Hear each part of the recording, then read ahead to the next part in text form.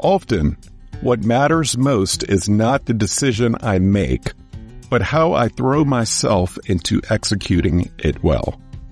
It's better to go through the wrong door with your best self than the best door with your wrong self.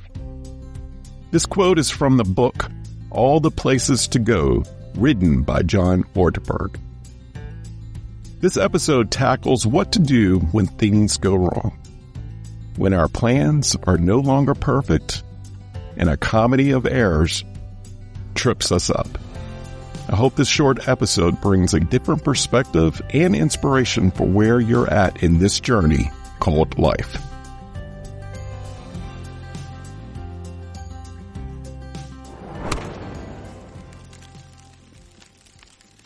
You are listening to the Work Life Eubiosis podcast with your host, Charleston Edwards. If this is your first time here, welcome. My goal is simple: to eradicate burnout and to bring harmony, purpose, and balance to this world, starting with the family. My hope is that this show and the story shared will provide encouragement and ideas that will be valuable to you on your journey to work-life freedom. So let's dive in to today's episode.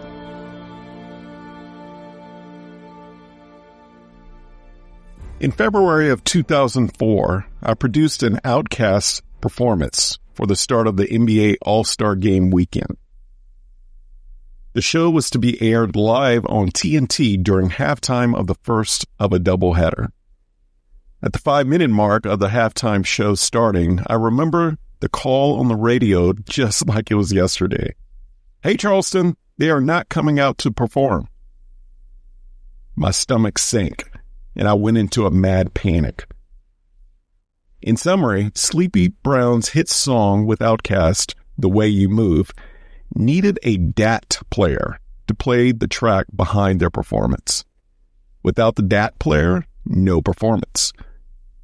Fast forward, we quickly pivoted, and the TNT crew of Ernie, Kenny, and Charles ended up carrying the halftime show. The DAT player was eventually acquired in time for the second game of the doubleheader, and the concert was able to happen. The television audience never knew of this audio miscue.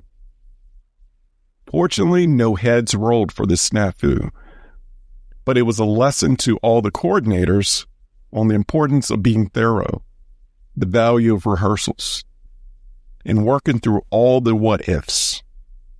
For me, this one radio call nearly ruined my professional career. But because of it, this may have saved my career. Without this incident, I wouldn't have learned the many lessons that came from this could have been horrific event.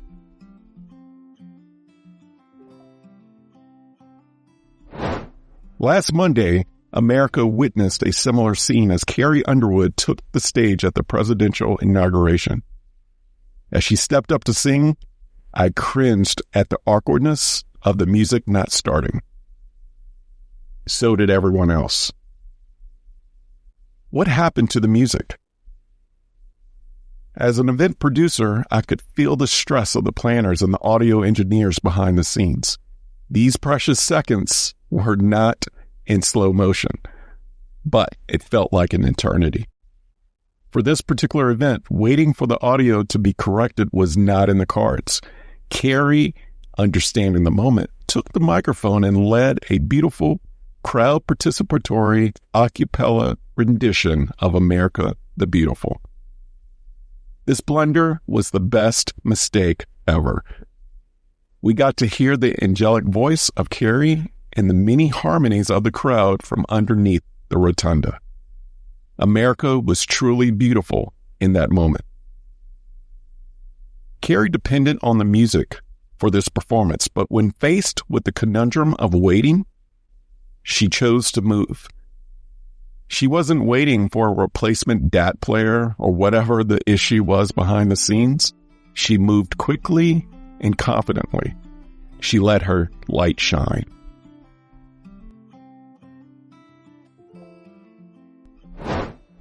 Though we grow accustomed to watching major events and performances that should technically be flawless, rarely do we ever find the perfect event.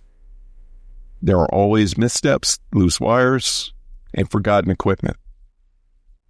The most experienced planners will have the tools to mitigate highly visible mistakes, but rarely is there an event that miscues aren't happening behind the scenes. Such is life. We all fall short, and we make our own miscues daily. We are not perfect. We stumble, we make mistakes, and sometimes we let our emotions get the best of us instead of remaining grounded in these miscues. So what are we to make of this? Number one, our mistakes often have a purpose. With every fall and every loss, we learn. This is called wisdom when we learn from our failures. Number two, don't lose sight of the bigger purpose. Sometimes we just need to not sweat the small stuff and remember why we are where we are at. Sometimes the show must go on and we need to release perfection.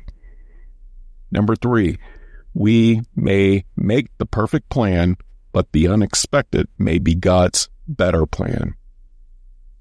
And number four, keep smiling.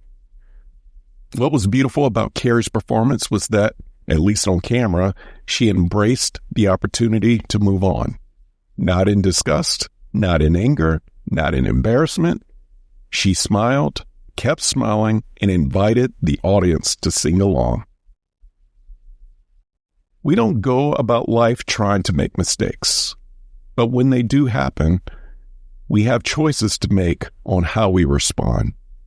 The response is where we have full control.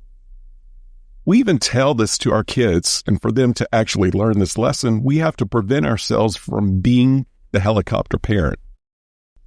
When we hover, we prevent our kids from taking risk, from falling, and more importantly, from learning how to get up on their own. In a twisted way, this valuable lesson in life goes full circles many times into our older age. Do you have a best mistake ever? Is there a situation in the past that you've had to get back up on your own and you are better off for it now? Is there something that has you down right now? And if so, can previous lessons of life help you get back up again? The way we move through life is often evidence to what we have been through. If life is hard right now, grab a friend or a loved one to sit with you, to listen to you, encourage you, or to grieve with you. And when the time is right, move on with confidence.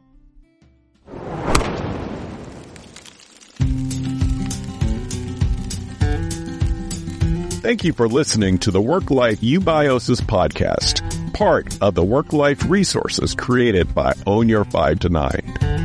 I hope that you have found encouragement and a few ideas to strengthen your journey to purpose, freedom, and balance. Have you overcome burnout and found a new way of life?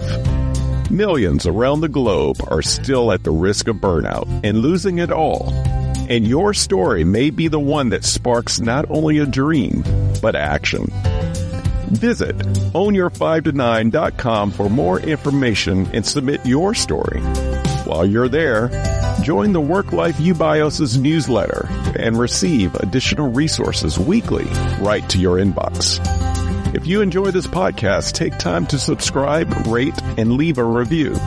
Share it with a friend or loved one.